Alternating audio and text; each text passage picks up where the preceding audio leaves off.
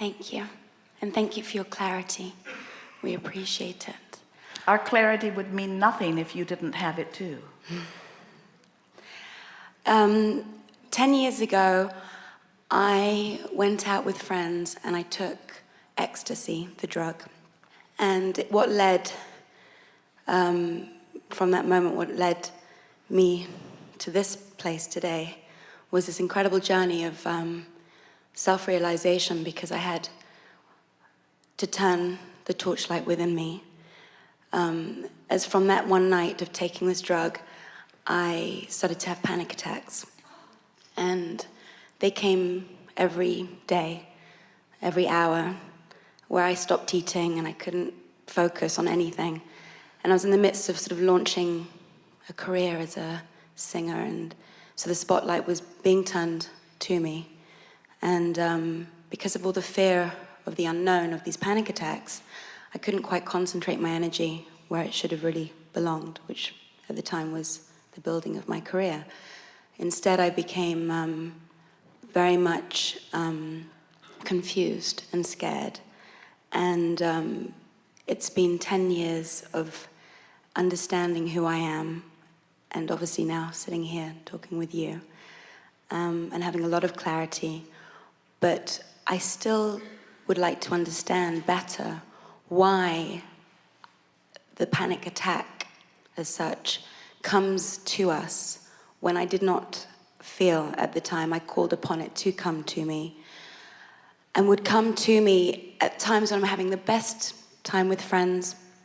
In the most obscure places, I would suddenly feel panic. And I no longer have taken stimulants since that moment. Don't drink coffee, nothing.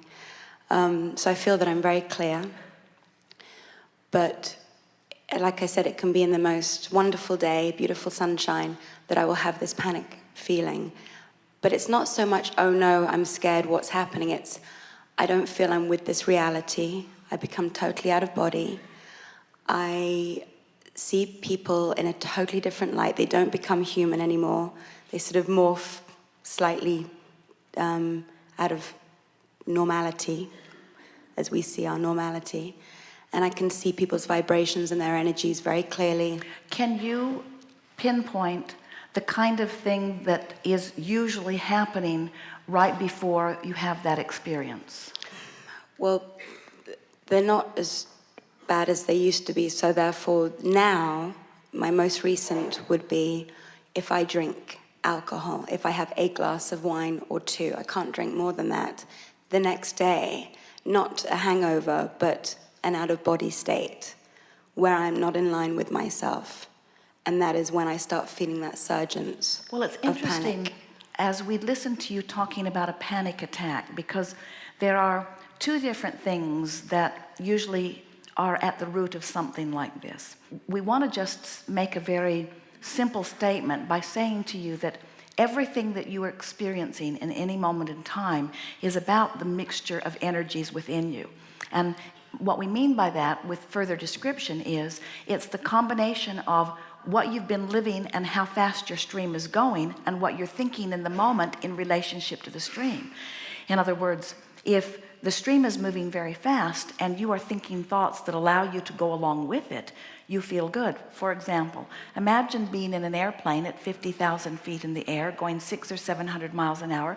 You look out the window and everything is going by very nicely. It's all calm. But if you put that same aircraft on the ground, it would be a white knuckle experience because on the ground there's so much more resistance. And so ordinarily, when someone is describing a panic attack, what it says to us is that something in their focus and in their life has got their energy moving rapidly, but then something in their immediate experience has them focused in a way that is contradicting the energy.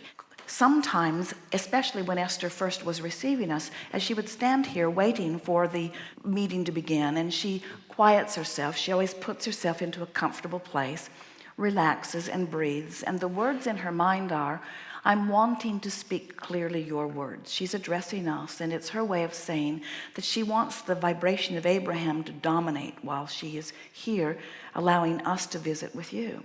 And in the early days of that, the reason she still stands behind the podium, spreads her legs, locks her knees, puts her hands in a stable place, even though it is not necessary for her now, is that it was an experience of swooning, because as the energies of Abraham began to mix with the energies of Esther, because she was not up to speed with the energy, it was an unsettling experience. Something that you are focused upon, you've summoned a lot of energy. It is not uncommon. That's why the drug effect is what it is. That's why the alcohol effect is what it is. It's why so much of that is appealing. It distracts you from your normal vibration and allows you to temporarily raise your vibration. And when your vibration raises abruptly, it gives you that out of control feeling, and that's why you're calling it a panic attack.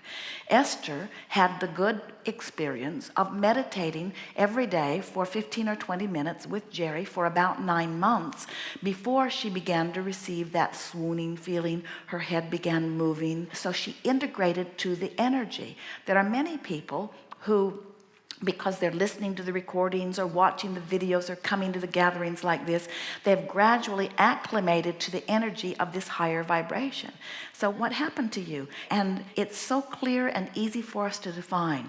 You've been living life and launching rockets and living life and launching rockets, but focused in ways that weren't letting yourself go. And something right before every one of those things that you're calling a panic attack caused you to release your resistance and suddenly go with the flow.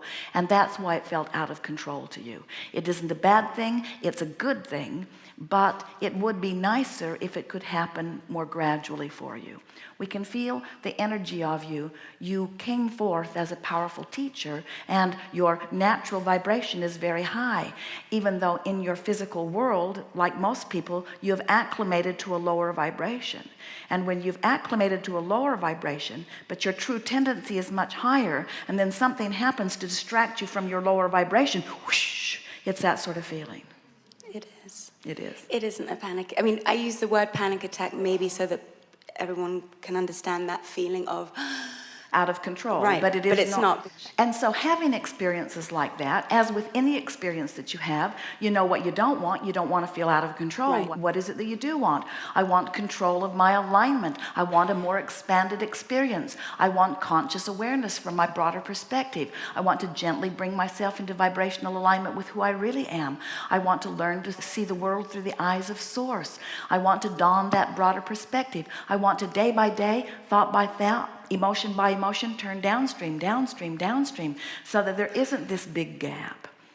There are a lot of people on different subjects, but it's the same thing that's happening, who life causes them to really want things that they're not a vibrational match to, but they keep wanting, but they're not a match, but they keep wanting.